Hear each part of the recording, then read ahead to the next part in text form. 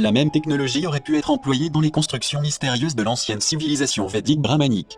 Selon des sources millénaires, à savoir, le Mahabharata, les Puranas, et d'autres manuscrits. Une grande partie de ces magnifiques temples et citadelles ont été construits à l'aide d'une technologie très avancée, ce qui explique qu'ils aient pu résister à l'érosion au fil du temps. On sait également que grâce à cette technologie hautement évoluée, il a été possible de construire de magnifiques temples et palais, ce qui serait inconcevable à notre époque, s'agissant de pierres aussi dures que le basalte. Il s'agit de temples et de palais dont la construction, la sculpture et la précision auraient été impossibles à réaliser avec des outils rudimentaires.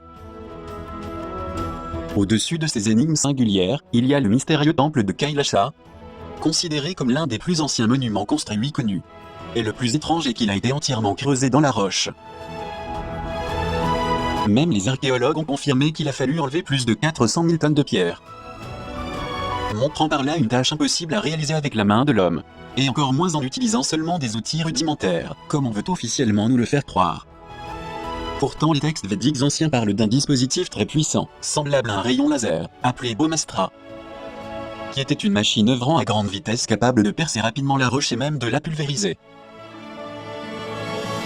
On peut donc comprendre qu'il est tout à fait possible que ce temple géant de Kailasha ait été construit à l'aide de la mystérieuse machine Brahmastra, comme c'est décrit dans les textes védiques, confirmant avec cela qu'il y a des milliers d'années, il existait vraiment un puissant dispositif technologique.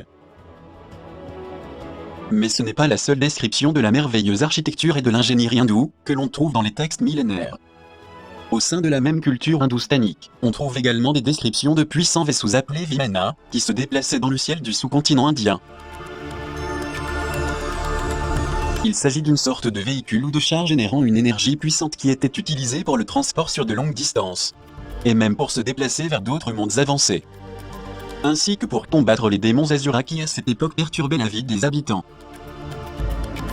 C'est pourquoi les dieux du panthéon védique et brahmanique eux-mêmes ont dû intervenir. D'autre part, les traditions parlent des 7 sœurs Kartika, également connues sous le nom de Pléiades. D'où vient le nom de Kartikeya, le fils du dieu Shiva et de la déesse Parvati. Kartikeya est appelé l'adolescent chaste Kumara, car il est toujours resté jeune depuis sa conception par le dieu Shiva et la déesse Parvati. Sa conception est liée à des pratiques hautement ésotériques et de méditation profonde, soumises à certaines vibrations que l'on pourrait actuellement appeler énergie du point zéro. Plus tard, Kumara fut éduqué par les êtres des Pléiades. Mais en dehors de cela, que peut-on dire de la mystérieuse arche de l'Alliance qui a fait tant d'histoires parmi les Sémites et dont fait mention la Bible ? Se pourrait-il que l'arche de l'Alliance ait été un puissant générateur d'énergie, doté de la capacité de produire des événements inimaginables et même des calamités à ceux qui l'approchaient ? De ce que l'on sait, il s'agissait d'un artefact légendaire et bien sculpté en bois d'acacia, et recouvert de plaques d'or massif. L'arche était initialement conservée dans le tabernacle construit par les Israélites, et fut placée ensuite dans le temple de Jérusalem construit par le roi Salomon. L'histoire raconte aussi que l'arche agissait de façon autonome, se déplaçant de sa propre initiative et marquant le chemin que les Israélites devaient parcourir. C'est le cas lorsque les Israélites de l'époque l'ont utilisé comme arme de guerre contre les Cananéens. Et qu'à cette fin, en utilisant la seule arche de l'Alliance, ils ont réussi à foudroyer les murs solides de Jéricho. Plus tard, sa trace a été perdue mystérieusement et on ne l'a jamais retrouvée.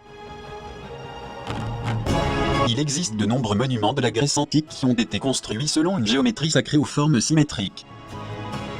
Il s'agit de temples protecteurs de la lumière émanant des dieux, de même que des porteurs d'énergie qui étaient liés à la fréquence vibratoire toroïdale.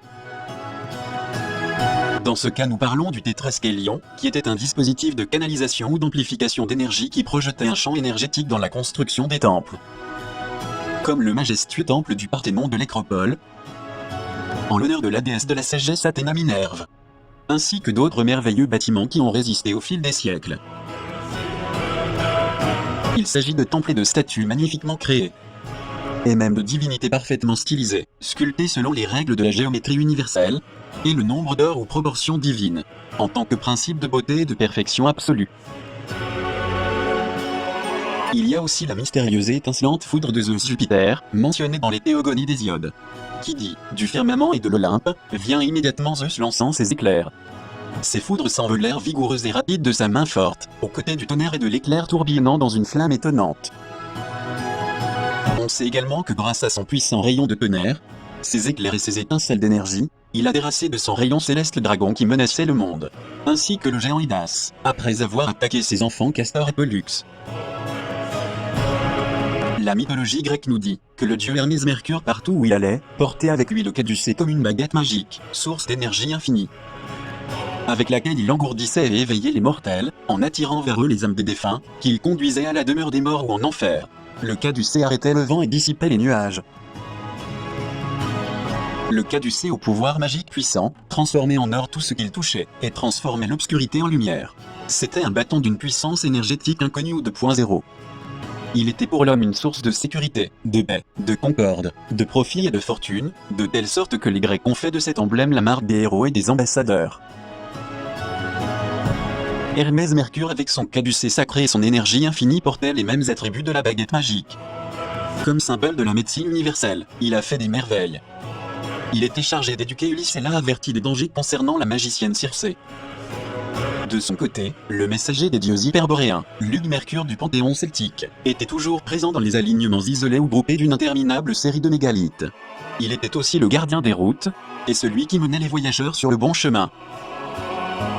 Encore de nos jours sur les routes de montagne de la Grèce, il y a de petits ermitages, nom qui vient d'Hermès érigé en son honneur, ainsi que les armées herménées en forme de piliers, qui ont été alignés par le puissant caducée d'énergie, pour marquer les limites d'une région ou de lieux comme les panthéons, l'agora ou les places publiques. De la même manière, la mythologie germanique raconte que le père des dieux Odin Wotan se déplaçait dans l'espace avec sa lance magique baignée d'énergie cosmique, provoquant des tremblements qui secouaient la terre et terrorisaient ses ennemis. Le célèbre cromlech de Stonehenge, situé dans les anciennes terres celtiques druidiques, l'Angleterre d'aujourd'hui, est mêlé à une histoire faite de légendes et de réalités. Il s'agit de monolithes, de grosses pierres avec des linteaux, et des incrustations parfaites d'environ 14 tonnes de poids chacune. Les traditions disent que le deuxième cercle de pierre fut déplacé de Kildare, une montagne en Irlande, pour les placer là où elles se trouvent maintenant. Pour cela, chacune des pierres fut soulevée avec une facilité incroyable par le mystérieux et énigmatique mage druide Merlin, contemporain de cette époque-là, qui à l'aide de son pouvoir magique les transporta en lévitation jusqu'en Angleterre, où elles furent placées avec les mégalithes de Stonehenge pour y rester jusqu'à aujourd'hui.